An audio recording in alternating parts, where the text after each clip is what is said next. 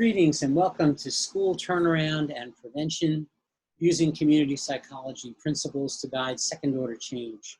This is an SCRA skill building workshop at the virtual APA convention in 2020. My name is Maurice Elias. I'm at Rutgers University. I'm a past president of SCRA, and I'm the director of the Social, Emotional, and Character Development Lab. And that's the base from which I'm going to share with you work that we've been doing over the past 15 years around the most crucial issue in schools, which is turning around deeply troubled and persistently difficult schools. I'm going to share my screen so that you can see the presentation and be able to, I think, draw some conclusions. As you'll see in the overview,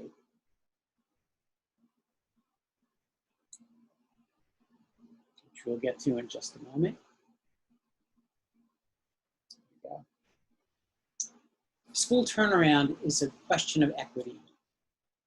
Failing schools are not randomly distributed across the population. They're significantly predominant in non-white poor regions. We believe that a focus on social, emotional, and character development might be an answer, but it's actually a hypothesis. And so this presentation posits social, emotional, and character development, SECD, as a mechanism for school turnaround in the context of inequity. We've developed 7 principles for school turnaround, and we will illustrate each of these principles in 3 case studies of urban districts where we've implemented these, with community psychology being our intentional guiding force. I also want to mention that this presentation is in honor of John Lewis and the admonition that community psychologists should always strive to make good trouble.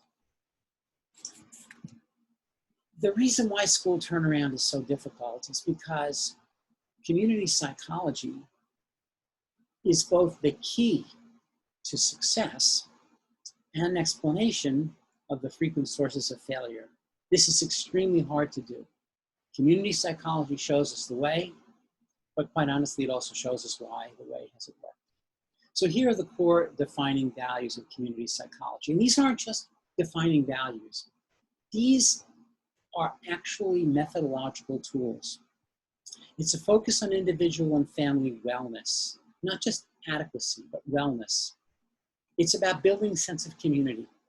It's about having cultural humility and respect for human diversity. It's a commitment to social justice. It is finding ways to foster citizen participation. How do we foster collaboration and a building on strengths, and of course, empirical grounding. And those who know the field of community psychology well also know another defining feature captured by Jim Kelly in his article, "Tain't What You Do, It's the Way You Do It." It's the idea that community psychology competencies are employed in the service of these values. And these are the values that guide key decisions and choices and temper how actions ultimately get carried out. They serve as the value proposition for community psychology, what community psychology brings to add value to the educational setting. We're going to go through a few important assumptions because these are the assumptions that ultimately guide successful turnaround efforts. It includes the idea of adopting an ecological developmental systems consultation framework. And consultation is the process of helping make other people and other organizations better, using constructive questions and being clarifying and helpful.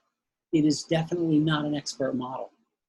It requires an ecological contextual approach, which means, as you'll see, that we have to know an awful lot before we can have an effective intervention.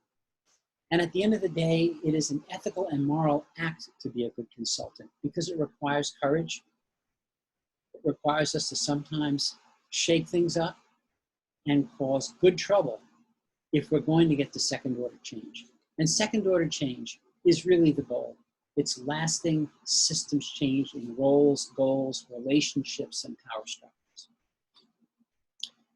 The ecological model shows us the complexity of the lives of pre-K to 12 students. It also helps us understand the many contexts in which inequities are learned and sustained.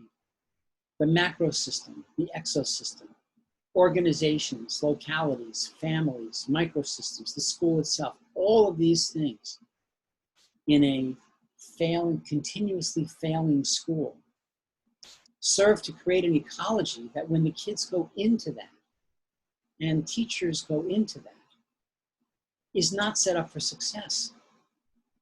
And the chrono system emphasizes how all this gets played out over time, over multiple years. When we look at the ecological system of an educational leader, it becomes crucial that we understand how this educational leader, who's the one or ones that are going to have to carry this change forward, are embedded in accountability systems and incentive structures that if we don't understand, we will not be able to effectively change. They exist in the macro system, the exosystem, the microsystem. There are strong pressures on even enlightened educational leaders that can sometimes prevent them from doing, quote, the right thing. We know what it takes to create a resilient school. It takes a combination of climate, character, and social and emotional competencies. There is no piece of this that one can bring into a school and expect success, because intellectual, emotional, and social facets of learning are completely and inextricably interconnected. So that means that kids, if they're going to learn, have to walk into a positive, character-building school climate, that they're going to need explicit instruction in social and emotional competencies, and they're going to need habits of mind for the 21st century, and that is curiosity, being able to explain their reasoning, to not only get feedback, but give feedback, to not only answer questions, but ask questions, and to be outstanding problem solvers, and to learn how to communicate clearly and proudly. I can tell you, one of the saddest things that I've seen in urban schools are kids that have tremendous talent, but cannot communicate it effectively. And the sad truth is that the world is not giving these kids a second chance. When these kids get their opportunity and they do not succeed, the default is not to say, oh, they had a bad day. The default is to say, we knew they couldn't do it. So there's a premium on giving our kids the ability to communicate well what they know. The skills that we want to focus on have been identified by CASEL, the Collaborative for Academic Social Emotional Learning, and by many states and the Social Emotional Alliance for the United States, SEL for US. These 5 skills, the so-called CASEL 5, are the basic building blocks of all successful interpersonal interaction. And school and learning and classrooms are interpersonal interaction contexts. So our kids need to be getting expertise in these 5 areas. Self-awareness to deal with their feelings and the feelings of others. To be able to manage and deal with their emotions effectively and appropriately for the situations and contexts that they're in. To be able to have empathy and understanding of diverse other people. To be able to learn how to work effectively in teams, in groups, as a leader, and sometimes as a follower contributor. And finally, to make ethical, constructive choices as a responsible decision-making and problem solving. These are the skills that are essential for kids, and they have to have those skills in a climate and an environment that creates a positive learning culture. And we know what that culture consists of. And here's the first thing. It's got to be inspiring. Our kids need to walk into schools and classrooms that are inspiring, that are challenging, that are supportive, that are safe and healthy, that believe in engagement, respectful of what people can and cannot do, and that are communities of learners who get to set and pursue goals for learning together. We want our kids to be part of learning organizations and contexts. And that inspiration, that is the most frequently missing piece, because the kids often do not believe they can succeed, and sometimes the adults around them share that very same belief. In fact, though, these kids need to be inspired to see that their future is a positive one potentially. That's why we talk about them needing to understand the value of a positive purpose in life. You can reflect for a moment, and perhaps when you review this slide presentation, on what is it that helps us get to an organizational climate that's successful in creating improvement. How would you know whether a classroom is following these guidelines? How would you assess whether your school or organization is a learning organization? How would you make your setting more inspiring, supportive, and more of a community of learners? Now, these are not rhetorical questions. These are questions that have to be answered successfully and in a sustained way on the road to turning around troubled schools. And believe me, these are just some of the challenging questions that have to be answered. Now, we know that this approach of social, emotional, and character development is supported by a lot of data. There are well over 200 studies that show that multi-year social and emotional and character development builds social competencies, improves attitudes and behavior, and also is the key to sustained standardized achievement test schemes. And we also see that kids are more pleasant to teach and they enjoy school more because conduct problems go down, aggressive problems go down, and emotional distress goes down. Now, there's a small caveat at the bottom of the page, because Rowe and Trickett did an analysis of the many, many studies that provide these data. And they point out that very few of these studies have been done in low socioeconomic contexts and with children of color. So we are taking the best of our existing knowledge, but it is going to have to be adapted in ways that we will only find out as we're doing them. In other words, through action research, as I'll discuss. We also have to recognize that our focus in the turnaround process needs to be shifted. Why? We've been focusing too much on getting the kids to the college door. In point of fact, we have to prepare them for college completion, not college entry. Their academic skills are very important in getting them to the college door, but the dropout rate for kids is astronomically high, especially for kids of color. And so if we are not recognizing that it is their social and emotional competence, their emotional intelligence, that determines whether they get through college and whether they advance in their careers, then when we put them at the door of college with academic skills and that's it, we are just about sentencing them to not succeed and return home. So if we want to turn around schools genuinely, we have to shift the focus to prepare kids to complete college and for career advancement. And that means social and emotional competencies and character in addition to academics. Our big challenge, though, and this is something you may recognize, is that schools are a jumbled mess. They try to do too much that's good. The jumbled schoolhouse at the top is a schoolhouse of evidence-based programs where Every program is trying to accomplish something, but they get slapped into schools, one mandate after the next, without coordination.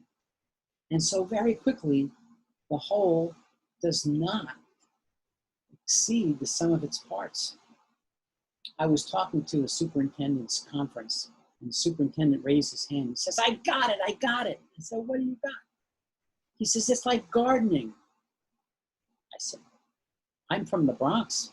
I know nothing about gardening, but I am a psychologist, so tell me more. And he starts talking. He said, you know, schools are like a patch of garden. No matter how good the soil is, you can't put too many plants in there or they choke each other out. And I thought about this, and it's true. What always grows in a garden? Weeds. We've got a lot of weeds in our schools. We try to do too much that is not synergistically organized.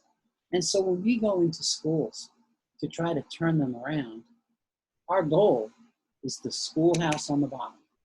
Synergistic, social, emotional competence, and character school. And here's the key. Academic skills and multiple literacies like STEM, artistic literacy, computer literacy, etc. These are not the goal. The goal for kids when they walk into a school is they want to contribute something. They want to be good people in the world. They want to make a contribution to the world. If they believe that they can be of service and that they have good character, they will learn anything, even math. So we have to understand that academics is not the goal, it's the means to an end. And when our kids do not see the ends, the positive purpose, they will not be motivated to do the learning. And the rooms at the side of the schoolhouse are there essential because we know kids cannot learn when they're hungry, when they're scared, when they're alcohol and tobacco and drug involved, when they are engaged in premature sexual behavior and they're not healthy. So we need to be attending to the climate of the school in a way that allows these kids to be successful. Now, this is not simple stuff. So it requires us to sit down with schools and explicate a set of theory-guided beliefs that if people don't share, we will not be able to really be successful. Because this is not simply a matter of technique. It is a matter of heart, soul, and mind. So here are some theory-guided beliefs that we went into schools with. How we treat children in all aspects of our work with them matters. And small things make a big difference. And that we have to act with respect, challenge, caring, safety, civility, and the encouragement of opportunity and resilience. This is something that everyone in the school has to share. And that you have to believe that students become more motivated to learn, perform closer to their level of ability when they see themselves as being valued community members, and that they possess social and emotional competencies, character virtues, and a guiding positive purpose. And we have to believe that all children can succeed, and that we have to be ready to act on that belief with no alibis, no excuses, and no exceptions. So you can see already that a lot goes into setting the stage for successful turnaround. Myers, Graybill, Proctor, and Huddleston have a wonderful article about ecological approach to consultation.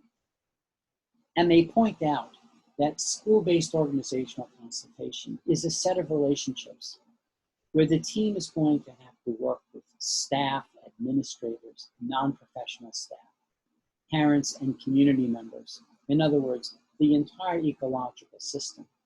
There are many ways that one can intervene.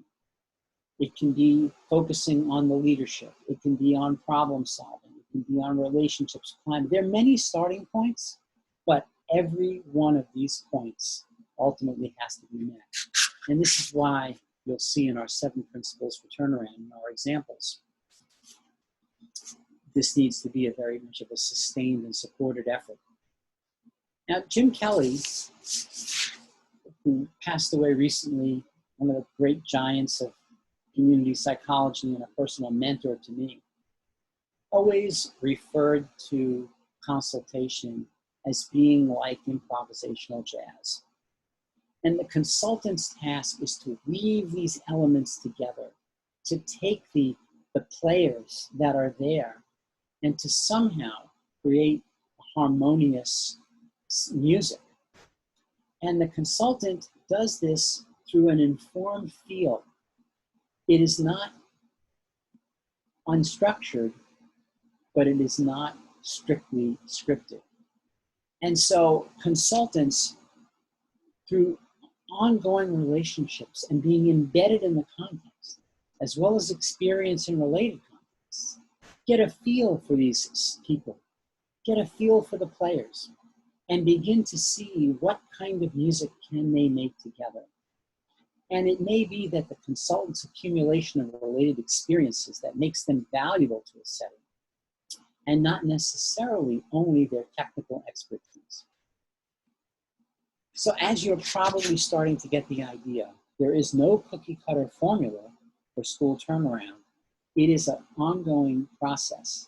And that process involves adaptation in order to have sustainability, because what one does must fit the unique context of a particular school. And so then one has to ask the question, how much can we adapt before we are no longer evidence-based? And if you take an example of a computer and think about swapping out different components, at a certain point, you may be swapping out some basic and fundamental components that change the nature of your computer. And so ultimately, successful consultation is the process of attending to the balance of adaptation within limits. So we're almost getting to the case examples, but we need to see that these considerations are powerful methodological tools that we actually apply. And believe it or not, Sun Tzu, in the classic book, The Art of War and the Art of Intervention, has important guidance for us. Sun Tzu said, "Others all learn the formulae that supposedly led me to victory, but no one can fathom the process by which I won. So I say that victory in battle cannot be repeated by would-be imitators. Armies must assume their forms in response to infinitely changing circumstances. As waters flow follows the forms of the land, the winning army varies its tactics, adjusting to the enemy's formations, and I add all other contextual variations. Stubbornness in sticking to a plan likely spells doom to the unwary." And finally, a wonderful quote, "So if you don't know the designs of the local lords, you cannot predict how best to engage them. If you don't know the local topography, the mountains, forests, ravines, marshes, and wetlands, you won't know where to march your troops. Nor can you take full advantage of the local terrain unless you use local guides." Well, if this doesn't sound like community psychology to you, then I don't know, maybe it's different community psychology than I'm aware of, because this to me is absolutely essential community psychology. This is Sun Tzu telling us that we are going to have to do improvisational jazz in our context. And it is that kind of set of skills that enables us to be successful, as well as skills to work with local guides, i.e., we have to be helped to know the context. So here are the dynamic community psychology principles that go into school turnaround. That we have to have participant conceptualization. We have to know how that system works before we can change it. That we have to do environmental reconnaissance. That we have to take the time to understand the system. And that we have to have an interdisciplinary and longitudinal perspective.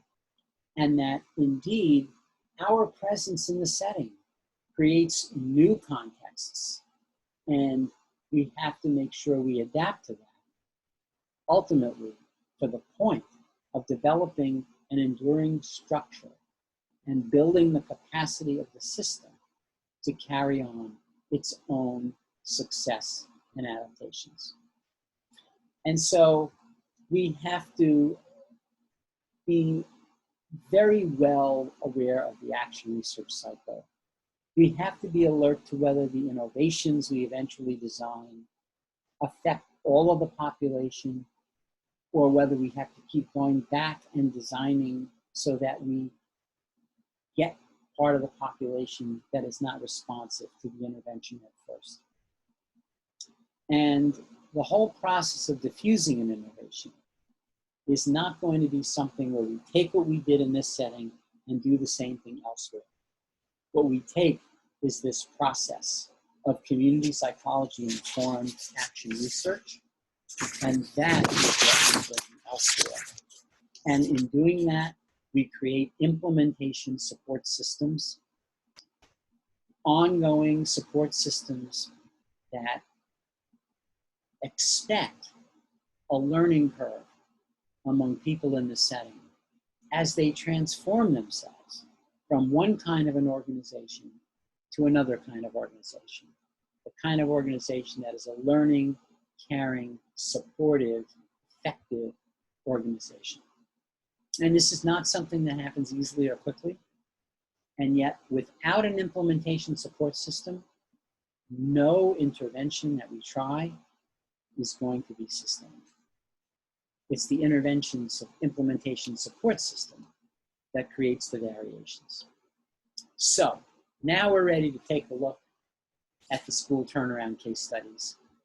The definition of school turnaround is number one difficulty because it focuses so much on academic standardized tests as the indicator of whether the turnaround was successful.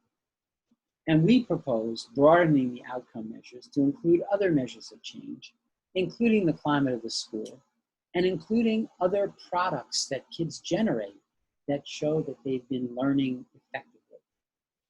We also believe that you have to have a 5 to 7 year time frame if you're going to really adequately understand whether a school has effectively turned around. Social, emotional, and character development believes that schools can be oases for children. That, especially now, we see there are structural inequities. They're deeply rooted into our systems.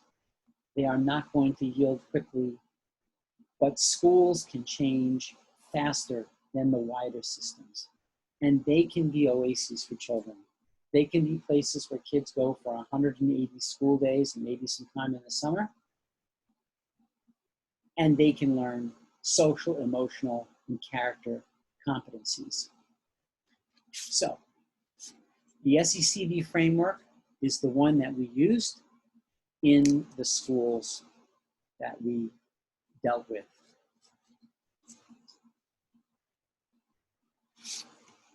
Our number one concern was how to foster a sense of ownership. From the very beginning, our intention and goal was to build capacity. The point is not what we can do, the point is what we can foster other people in doing. So it is truly an empowerment model that we are engaged in, knowing that the empowerment is a mutual process. Because we may know some stuff about school intervention, but the folks we're working with know the context and they know the kids, and therefore our only success is going to become mutual accommodation. These are the 7 principles of turnaround.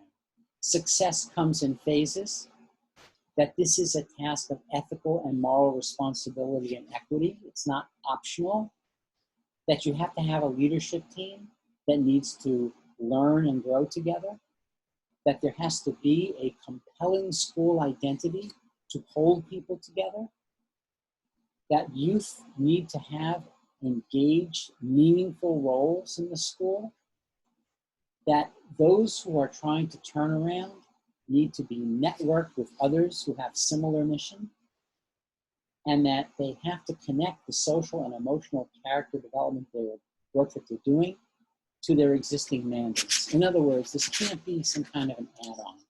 It has to help you get to where you have to get to. 3 districts. District 1, we worked 8 to 10 years. You see about 8,000 students, largely African American. District 2, 9 years and continuing, 10,000 students, predominantly Latino. District 3, 5 years and ongoing. It's a very large district actually, but the 6 middle schools we worked with had approximately 2,500 students, mostly Latino and African American, and largely economically disadvantaged. Principle number 1 was to define success in phases and cover them all. So what are the phases? Having a positive school culture and climate, promoting social and emotional character competencies, and developing assessment and feedback systems so people can know where they are and where they're headed. And district number 1 actually started out focusing on instructing kids in social, emotional, and character development, and built from there to school culture and climate. It built outward from the classroom. District 2 started with culture and climate, and then moved from there into explicit SECD instruction and assessment.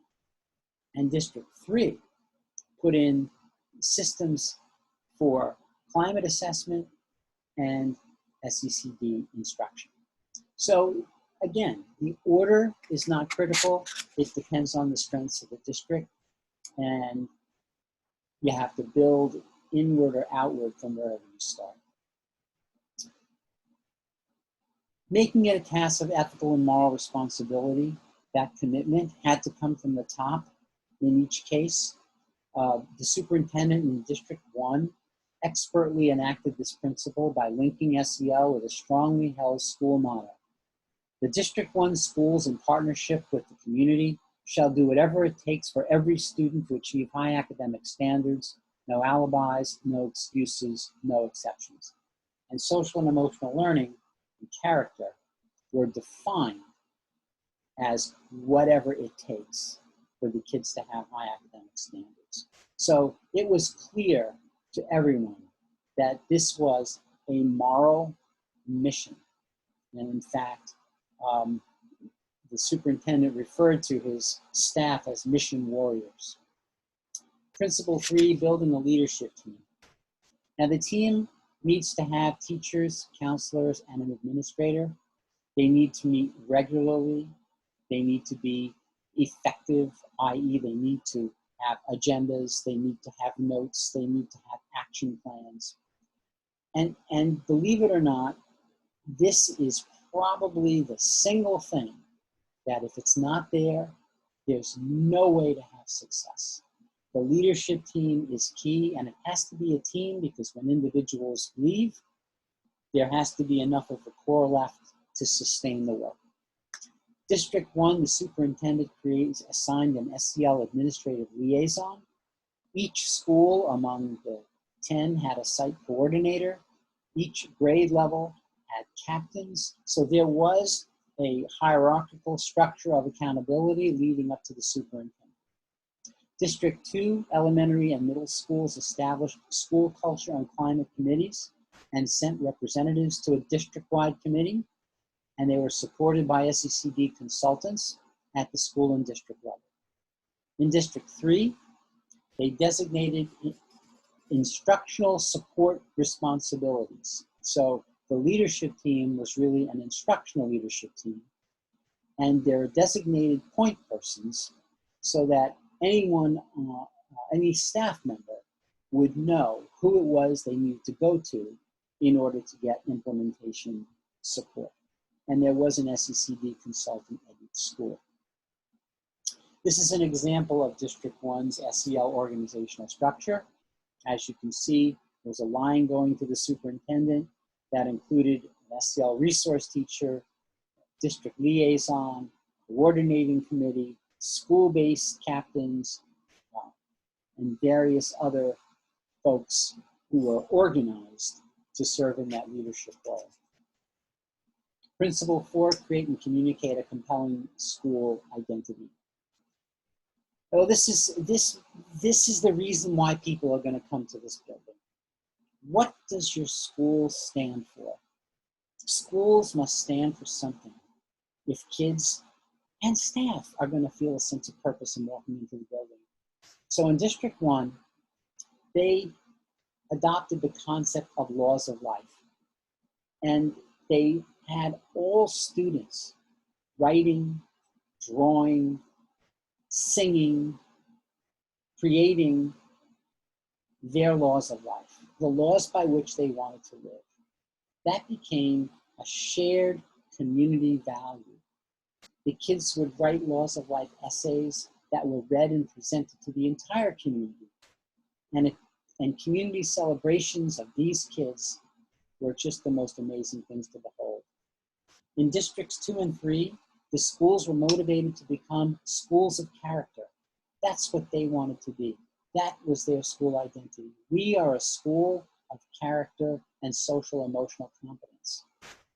And the middle school in District 2, which is a priority school, after 7 years was named a state and national school of character.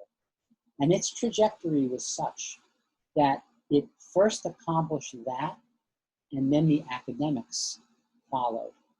And so this is sort of the counter of the usual way where we focus on academics, focus on academics, focus on academics.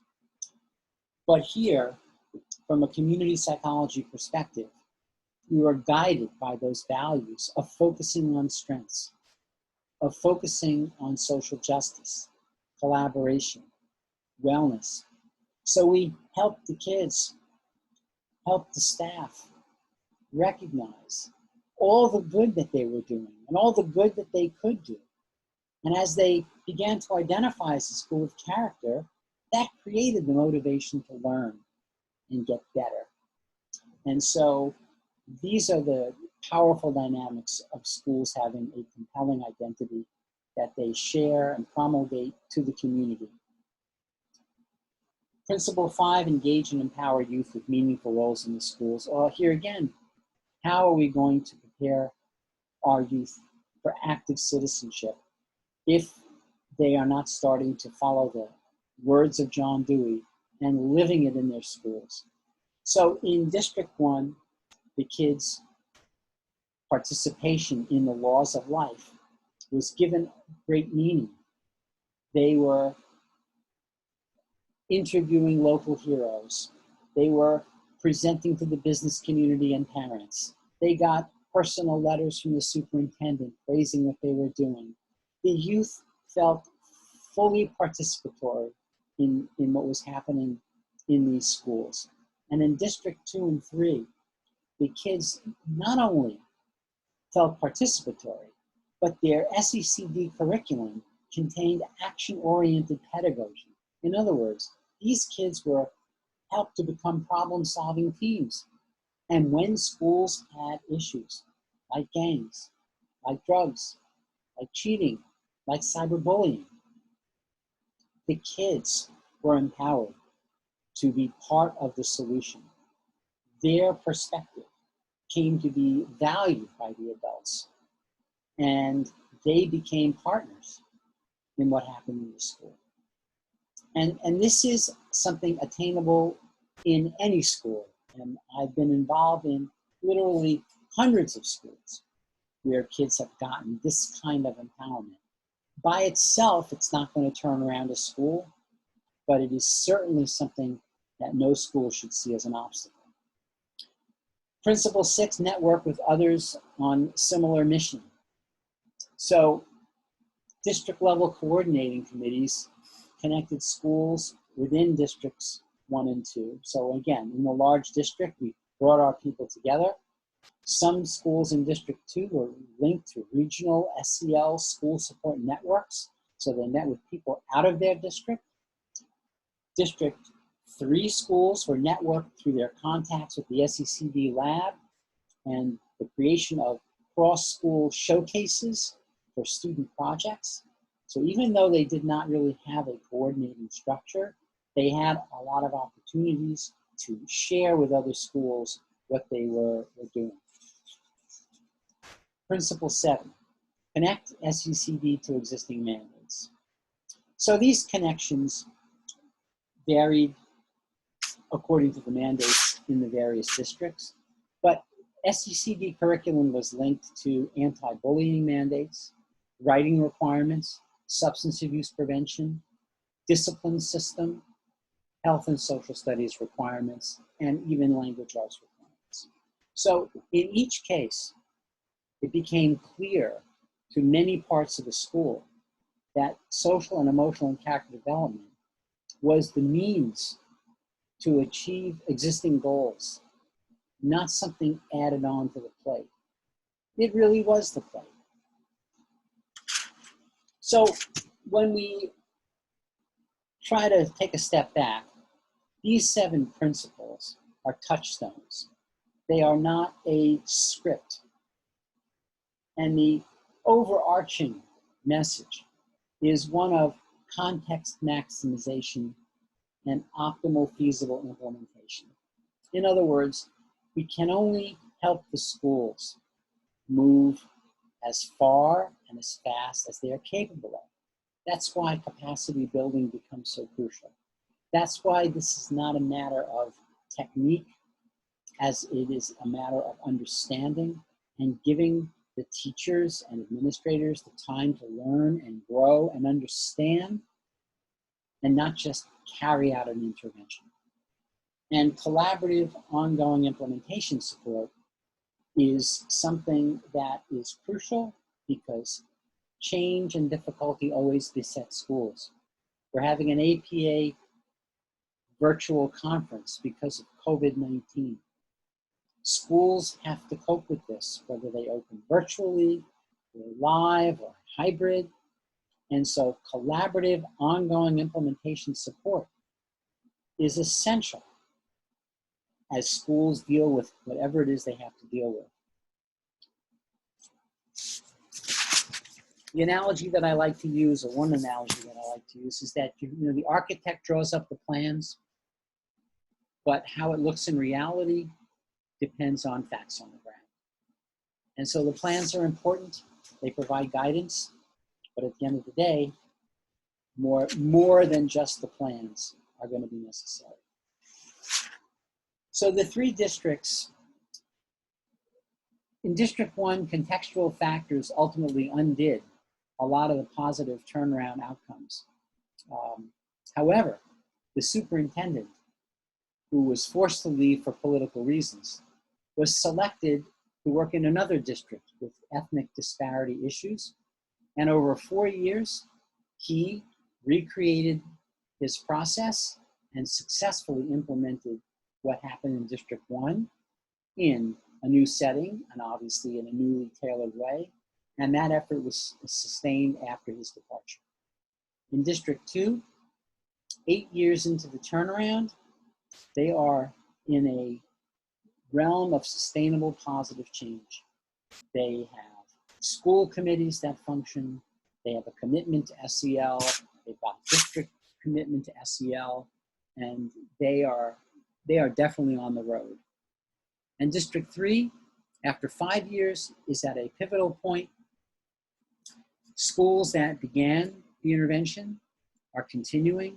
They maintain an informal relationship with the SECD lab as their support system. But literally, as this very morning, I heard that District 3 has decided to create a district-wide SEL committee structure. So again, one has to create the capacity, but you cannot always dictate the timing and the pace of change. When you sow the seeds, though, you often get the good results. So moving forward, we have to think of school turnaround in a broader way, that social, emotional, and character development must be at the center of the movement, and that this is a key question of equity, because when we focus kids on academics only, we are almost ensuring that they are going to have difficulty in college and careers. That indeed, the way to academics for most kids is through social, emotional, and character, and that sense of positive purpose. And when policymakers and other forces work to change the structures of systemic inequity, they should look very carefully at social, emotional, and character-based school turnaround efforts, because we need to alleviate the suffering in our schools now, even while these larger forces in our society are dealt with. So again, this is not to be naive or Pollyannish.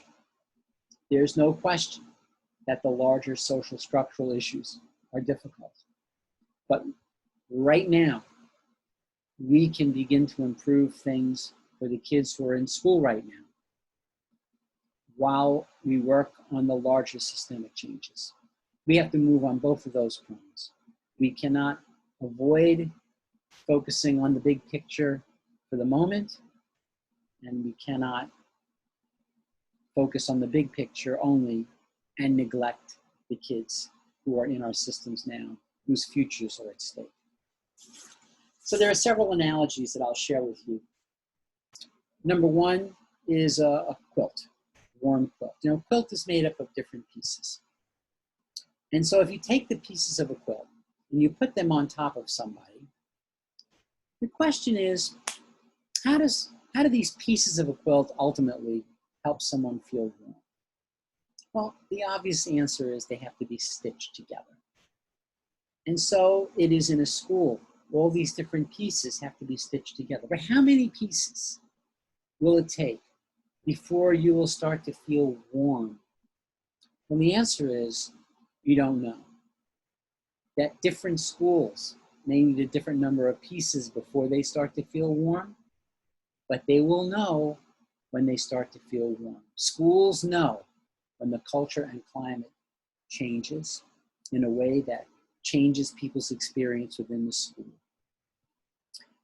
Another analogy is Olympic rowing. I love to watch Olympic rowing. You think about it for a second. What happens if one person decides they're not going to row? What happens to the boat? It goes in a circle. And what happens if one person decides they're going to row much faster than anybody else? The boat goes in a circle. The only way we are going to get our schools to go far and fast is if we all row together. And this is something that educators have to understand. That you do not have the option as a professional educator of not putting your oar in the water, or of thinking you're going to do something so extraordinary that you're going to row faster than everybody else. And I'll just do one more, and that is a relay race. The work that we're doing in the schools is like a relay race. And by that I mean that it's not always the 4 fastest runners that win the relay race. Because what do you have to do to win the relay race? You have to pass the baton. And so that means you have to slow down a little bit. That means you may risk your time being the fastest time so that your team can win. And so it is with school turnaround, that we have to pass the baton from one group to the next group, from one grade to the next grade, from one school to the next school. We're constantly passing the baton. And so we have to make sure people are ready, people are practiced, people know what's coming, and they know where to take it, and they know where they're going. These analogies are really, really very important. And we have to recognize that high stakes testing is a significant barrier to sustainability. And it's something that we have to reflect on. That yes, we do want kids to be academically talented and successful, but we also need them to be social, emotional, and character competent. None of this can be achieved quickly. How do we get the right balance? This is a discussion and a conversation that is part of every school change process. And so as you can see, community psychology methods of collaboration, of conversation, of inclusiveness, of sense of community, all of these things have to be mobilized in the service of helping schools turn around. Castle did a study of sustainability, and basically what they found, which was interesting, is that when we looked at districts that had established successful programs, and then we looked at them 3 to 5 years after they had been seen as models, we noticed that certain things were associated with sustainability. And this is the list. And the presentation slides will have more for you to be able to take a look at, and they'll be uploaded so you can see them. Active administrative support, intervention by program developers to engage new administrators, program consultation to school staff, ongoing training and professional development, deep involvement of teams of teachers, programs integrated into the whole scope and sequence, and districts developing the capacity to assume part of the cost. In other words, we understand that these things must be deeply embedded, and yet sustainability is not an isolated event. That schools that are ultimately able to sustain are connected to other schools. And this set of connections leads to an important set of considerations in terms of resources. So I want to close by giving you my contact information, where you're able to reach me at Rutgers University, maurice.elias@rutgers.edu. You can see our materials at the Social, Emotional, and Character Development Lab, secdlab.org.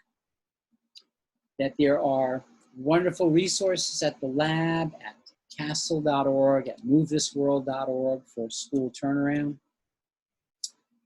And most importantly, I want to call your attention to the Social and Emotional Learning Alliance for the United States, which everyone should join.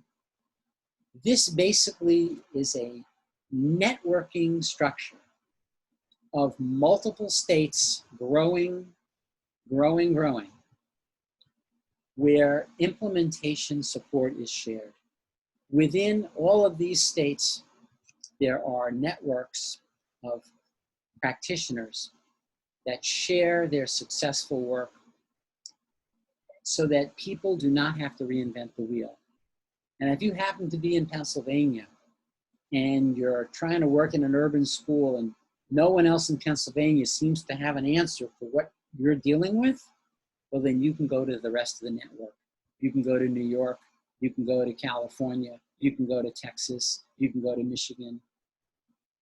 This is the way we are going to ultimately achieve success, through structured collaboration, creating a broad sense of community among practitioner participants, and really taking very seriously the potential for what community psychology can accomplish.